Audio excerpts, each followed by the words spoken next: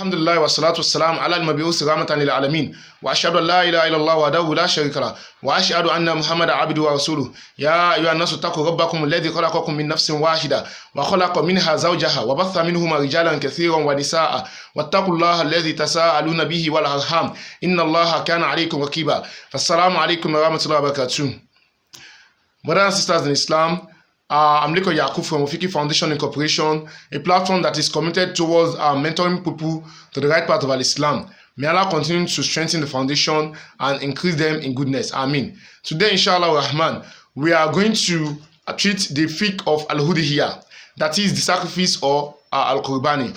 What is Udihiyah? Iya ma yudbahu min an-na'ami fi ayami tashri' taqarruban ila Allah ta'ala. The sacrifice is what is being slaughtered or sacrificed on the legislated day for the sacrifice that is legislated in the Sharia, as in order to be closer to Allah subhanahu wa ta'ala.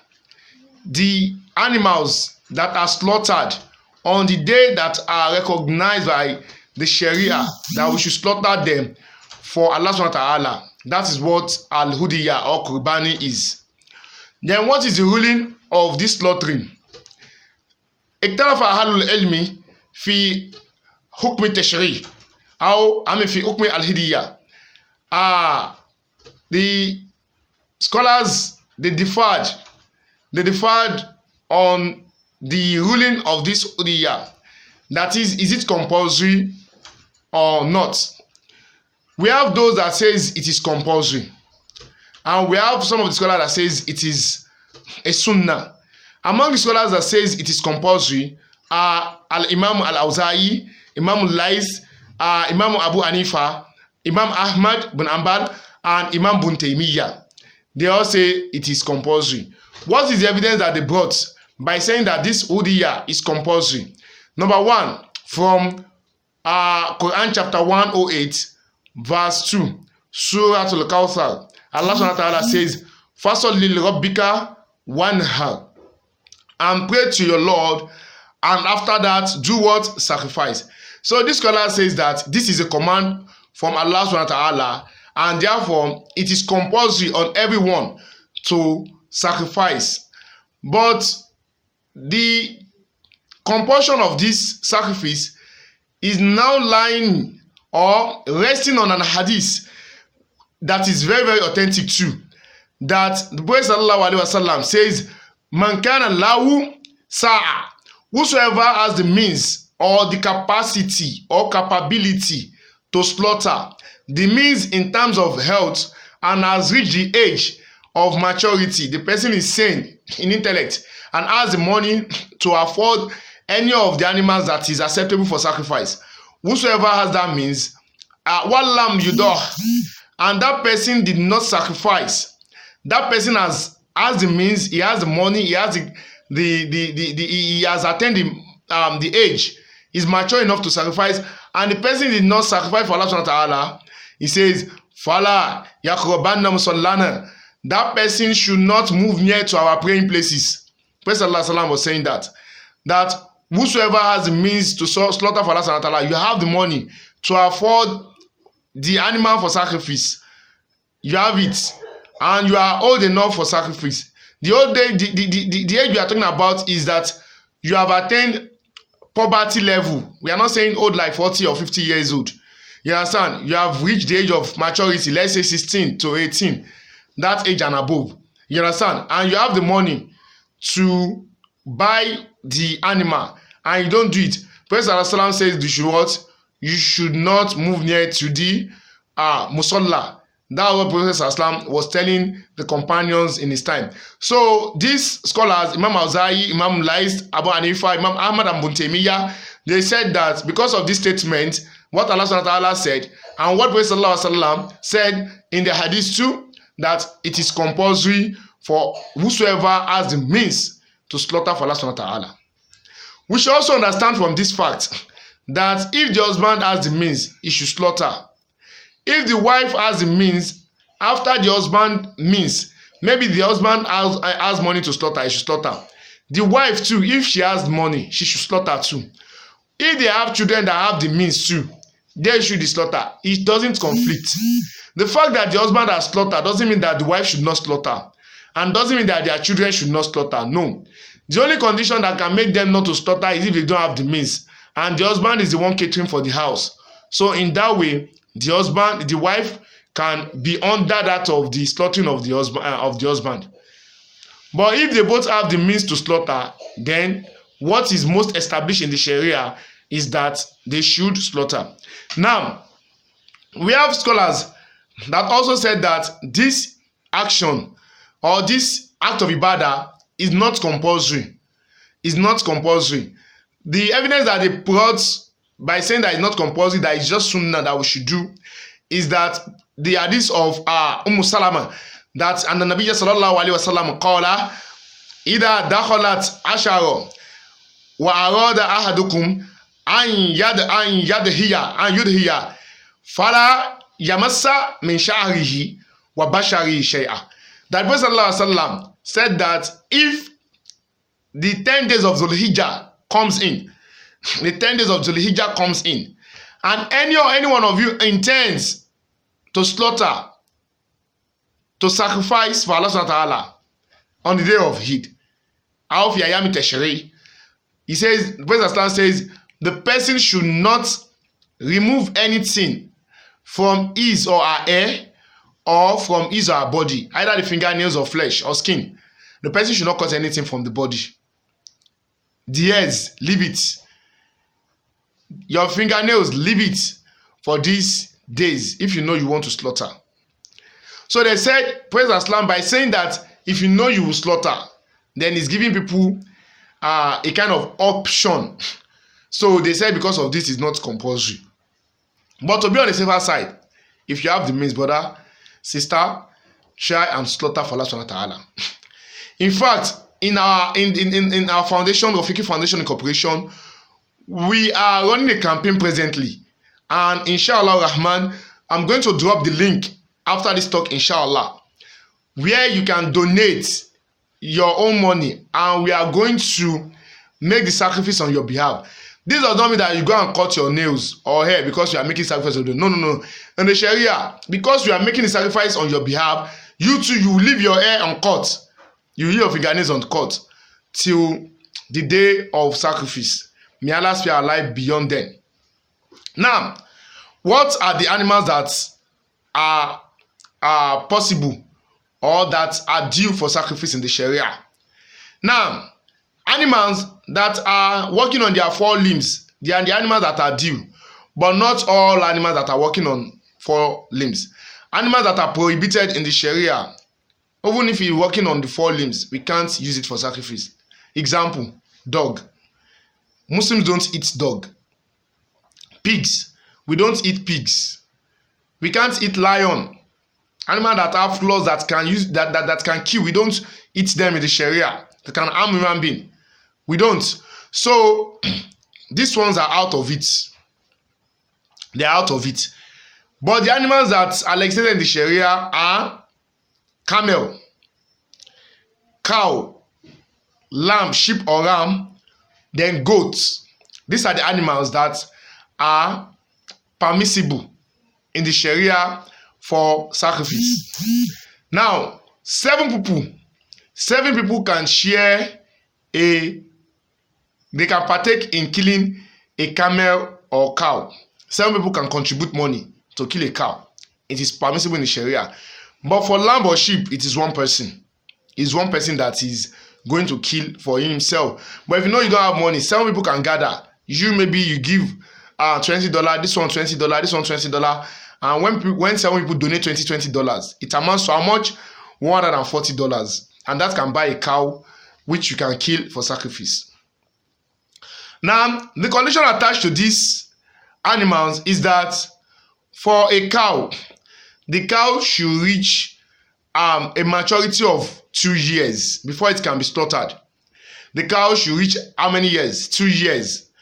For a camel should have a maturity of 5 years. 5 years, which means any camel that is lesser than 5 years cannot be used for sacrifice. Any cow that is lesser than 2 years cannot be sacrificed. Then, For lamb or sheep, it is 6 months. Ram, 6 months. If the ram or the lamb is up to 6 months, then we can sacrifice it. And also goats. The goat must have attained 1 year if you want to sacrifice goats. If you want to sacrifice goats, then it must have attained 1 year. And it is important to state that the animal that we want to sacrifice must be free from all form of defects. That's the safer side. It should be free from eye defects, not blind in one eye. It should not be an animal that is sick. If you know the animal is sick, then leave it. Leave it for a better treatment. Go and find a good animal that you're going to sacrifice for Allah. So are you going to bring that which is not healthy? You want to do that one, use that one for Allah. Why the one that is healthy, you want to sell it in your market, Abi? It's not something that is correct in the Sharia. So the animal should be free from all form of defect. In some parts of the world, we have some people, they used to use lamb to fight. So if you are doing that act, it is wrong in the Sharia, it is a sin. It's a sin. How will it be on the day of reckoning? If Allah should call you to, and your colleague that you are using ram or lamb to fight, that both of you, maybe you don't know the kind of punishment Allah is going to give you. Even test it in this world. You and that your colleague, put your head together like this. Then fight with your head. Eat each other, collide with your head, and see if one of you is not going to faint or land in the hospital because of it.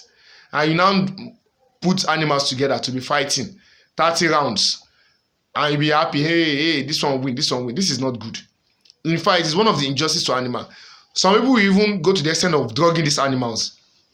They will drug them and be clapping. This is not something that is good in the Sharia. So, if in one way or the other, the animal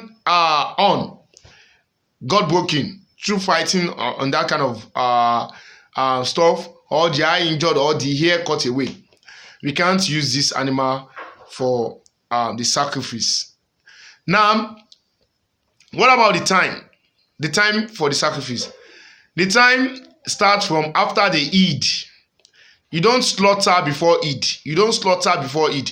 You don't say, because in the Sharia, it is good that the meat that you are going to eat first, or the food that you are going to eat first on the day of Eid, should be your meat.